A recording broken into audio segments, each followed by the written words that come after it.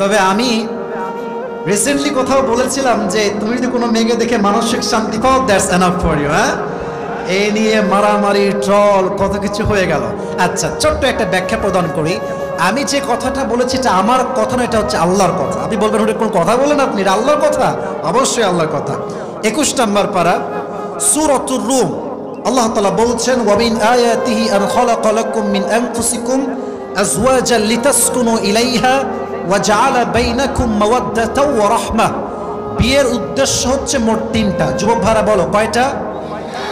এই যুবক তোমরা হাত তুলে বলো কয়টা? আচ্ছা, হাত নামান। প্রথম উদ্দেশ্য হচ্ছে মানসিক শান্তি।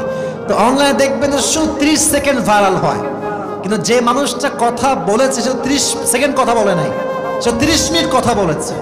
কথার আগা নাই, গোড়া নাই, পিছা নাই, খালি একটা কাট করে লাগায় দেয়। আগে কি বলতে দেখতে হবে। আমি বিয়ে নিয়ে কথা বলছিলাম, আমি বললাম বিয়ের ক্ষেত্রে যদি তুমি তোমার ওয়াইফকে দেখে মানসিক শান্তি পাও, এটা তোমার জীবনের সবচেয়ে বড় রহমত। ঠিক কিনা বলো যুবক ভাইরা? এটাকে ভাইরাল করে কাট করে লাগাইছে গার্লফ্রেন্ডের জন্য, তো ব্যস্ত লাগবে। আমি বলেছি বইয়ের কথা, মানুষ লাগাইছে গার্লফ্রেন্ডের কথা, তাহলে প্যাস লাগবে না কেন? তা আমার কথা হচ্ছে প্রিয় ভাইয়েরা, কখনো 30 সেকেন্ডের বক্তব্য দেখে মন্তব্য করা যাবে না। মন্তব্য করতে হলে পরিপূর্ণ বক্তব্য শুনে মন্তব্য করতে হবে। ঠিক কিনা বলেন?